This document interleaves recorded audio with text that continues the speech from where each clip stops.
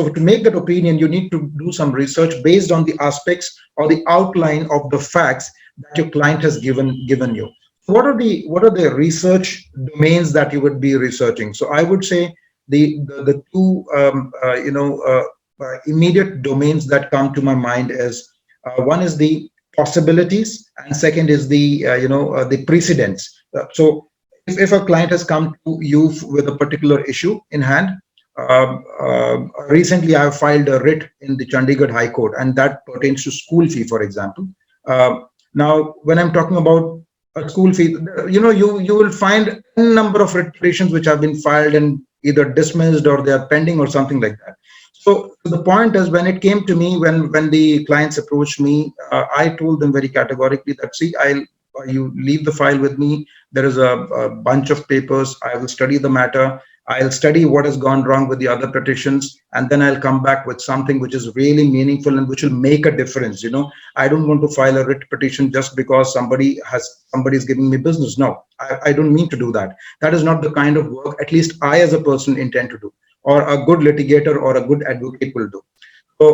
So the point is, I researched the subject truly for almost, I would say, more than 45 days or so. I mean, it is too large a period, humongous a period to research a subject, but I did that, and really came down to remarkable revelations, I would say. And then I really drafted my petition, and now I filed it before the Honorable High Court of Punjab in Chandigarh. But so what I'm trying to say is, it is very important to have an in-depth analysis of where exactly you stand, what exactly the subject is, and then go back and do some research so that you come back with a learned opinion. The fourth thing that is important is, once you have made up your mind, once you are ready with your opinion, once you are ready with your outline draft, I call it a pre-final draft of your petition, you need to have a caucus with your prospective client, or the client who has actually approached you, and you need to discuss that pre-final draft so that you could actually really understand whether all the issues that he has, I would say it is a relook at the facts which were presented to you, but this time you are having a relook together with the client. The client is being taken into the process, which normally many advocates actually avoid. But a good litigator or a good advocate would never do that. He would always take the client into confidence, have a pre-final caucus with him, and then finally finalize the draft, and then go ahead with the final final drafting of the petition, and then the final the filing of the petition as such. So then we talk about the next most important aspect as far as the approach is concerned. I think another important thing would be to after this pre-final caucus, you need to be actually very prepare very diligently as far as the other aspects are concerned. So you have taken care of the drafting, you have taken care of the caucus, you have actually jotted down everything very well.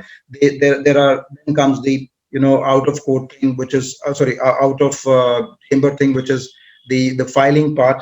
And then you need to also, at this stage itself, you need to be very good with your summarizing. That is very important. So and another important thing is summarizing yourself. So you might have prepared a draft of, let's say, 60 pages. What is important for you is the synopsis of the entire case, which should not be more than at the most more than 4 A4 size pages or sheets. So but I tell my clients that this is how we prepare. So the key word is summarizing when I talk about the approach. When I'm standing before the court as a litigator, within the first 4 or 5 lines, you should be able to convey the case to the judge. If you have done that effectively, if you have done that sacrosanctly, then in that case, the judge would actually understand, this is the case, and I immediately issue a notice of motion, or the next, the next process. So the point is, it is very important for you to learn to the word that we use legally is brevity, right?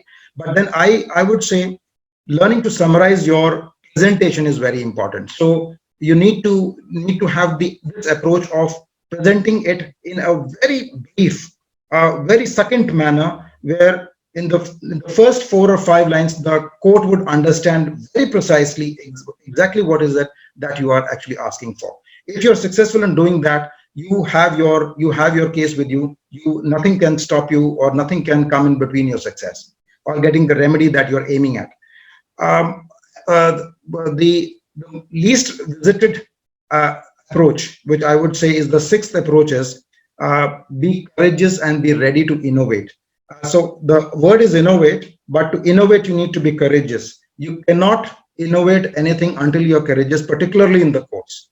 Because first of all, as I said, it is a tough job standing in the court and presenting your case. Particularly for I'm talking in the perspective of the beginners. I'm not talking about seasoned lawyers. I'm not talking about seasoned big names, huge names that you already keep hearing every now and then.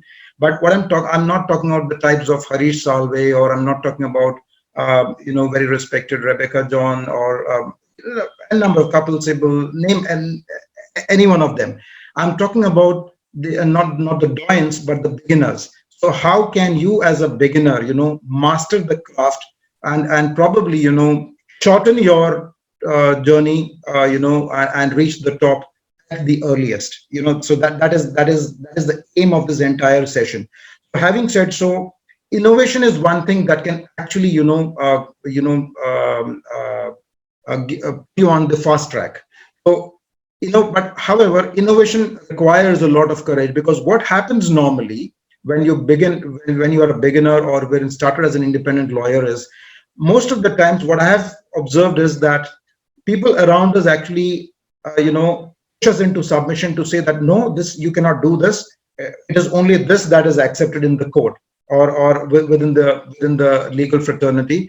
This approach is not acceptable. Yes, you need to show some courage. I believe when we were learning the essential skills we have already spoken about, and we have even in our academics, in our 5-year 3-year LLB courses, we have always learned, or at least heard, that an advocate needs to be courageous to present his case appropriately and convincingly before any judge, for that matter. So innovation is one thing. Probably it is a new thing that I'm giving you, but then yes, it is a very essential aspect, essential approach, essential attitude that you need to develop, so that you can sway cases and give life to a case which seems to be completely dead and gone, dead and buried.